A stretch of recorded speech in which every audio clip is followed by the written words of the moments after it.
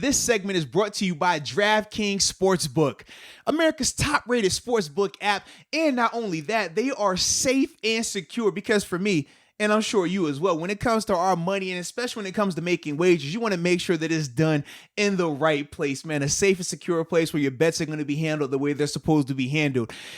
And if you haven't signed up yet, if you haven't signed up yet, what are you doing, right? What are you doing? But if you haven't, it's okay. You can get in the game right now. All you need to do once you go to sign up for DraftKings, make sure you enter the promo code MOATS. That's MOATS, and you'll get up to $1,000 in deposit bonuses, man. So what are you waiting on? Get involved, baby. Download the app, put the code in, and let's get it. What I wanted to talk about, man, was with Avery Williamson, man. What about him? Man, my vibe for him, I'm really... Wait, hold on. I wasn't expecting this. What were you expecting? No. I don't know. So have you seen some of his interviews and stuff and his social media? Is that what it is? Okay. So for me, I actually had a chance to do an interview with him. All right, man. I forgot you told me this. Yeah. So I actually had a chance to talk with him, man. This would have been Tuesday when he had... this has probably been 24 hours of him getting the trade and things like that. But I'm excited because, man, number one, his energy, man. Like this dude, if you've seen him on social media, dude. Let me put it this way. I've seen the thumbnails or just a quick thing. I actually have not watched them and listened to any of them. Bro. They look like he's excited. Yes, absolutely, man. And I'm excited for him because obviously, Coach Tomlin, he comes out on Tuesday and he says in the press conference that, man, this guy, we're bringing him in. He's more depth. He's going to be, a rotational guy early on. And obviously, Steel Nation reacted accordingly. Like, oh, man, this is Avery Williamson. Like, what do you mean you bring this guy in to back up Vincent Spillane?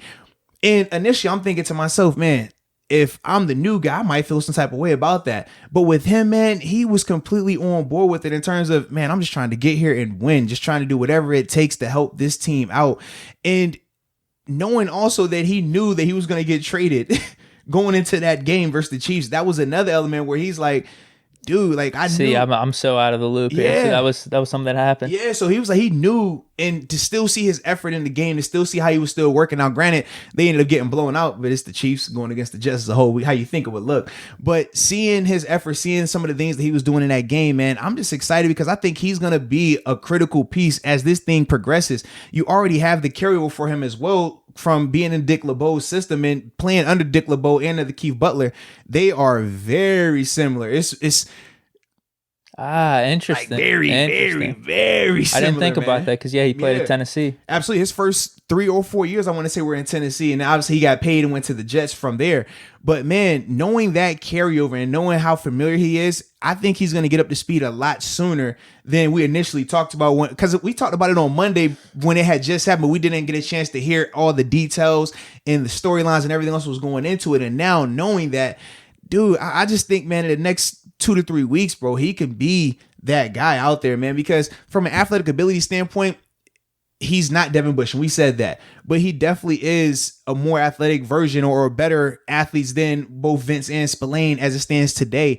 And when you just look at his pedigree and what he's been able to accomplish, man, I just think that this is going to be a big time piece for us. And then obviously we got Ulysses Gilbert, who they just put on injury reserve for the back injury.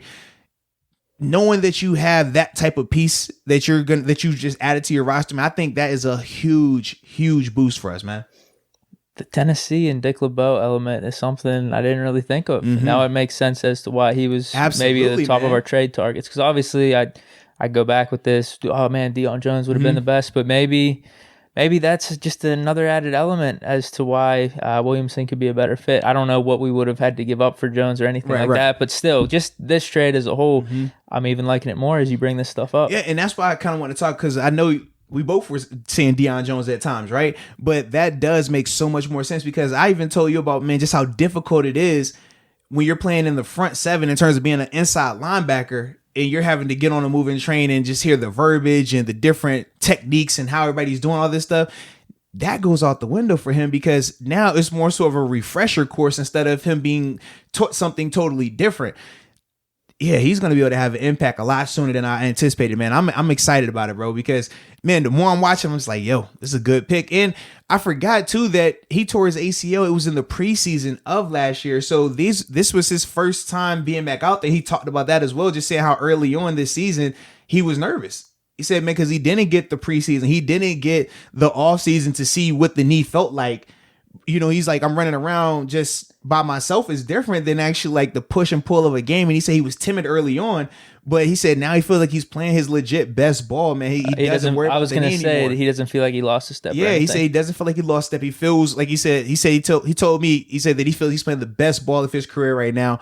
Athletically, he's not even thinking about it. He said early on he definitely was like favoring it, concerned, making sure that it was going to be structurally, strong, which is fully understandable. But now, man, I'm just like, man, hearing that and knowing what he's about to be a part of in terms of just a winning culture. I don't think people fully understand when you go from a losing culture to a winning culture, just how it revitalizes you, how it makes you want to prepare. You hear how Joe Hayden speaks of the Steelers. You hear how I speak of the Steelers. We all can relate to being somewhere where it wasn't as good.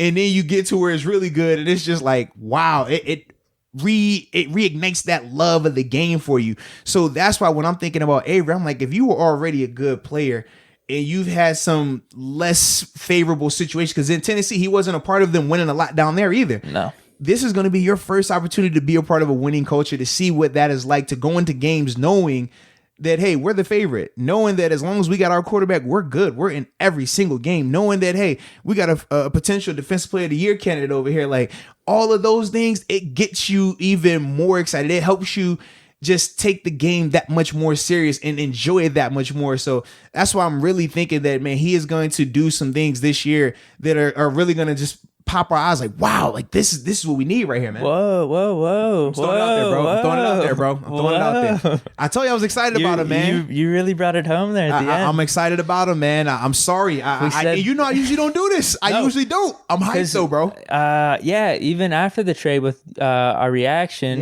we were just like, this is a great trade. We only gave up 5th rounder.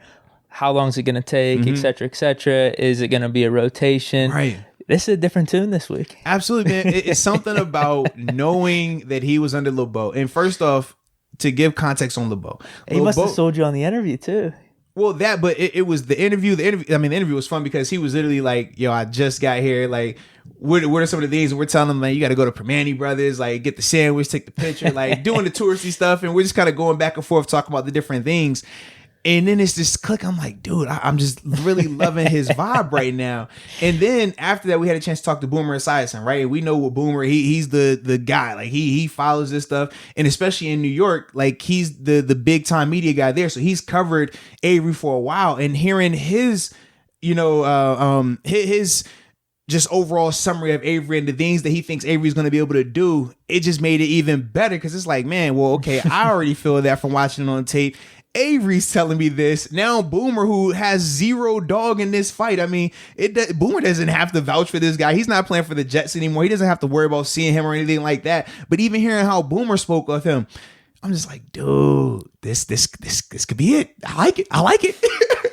They said the Minka effect last year. Yeah. The Avery effect this year, I guess. I like it, man. I'm excited, bro. Like I said, watching it on tape, it added to what they were saying. You watched on tape. Yeah. It was just like, oh yeah, I love what I'm seeing here. Now, like I said, granted, there are going to be some things where, okay, yeah, that's a growing parent there. Okay, that happens right there. But as a whole, I definitely think that he's going to be one of the impact guys as this thing progresses down the season, man. Whoa.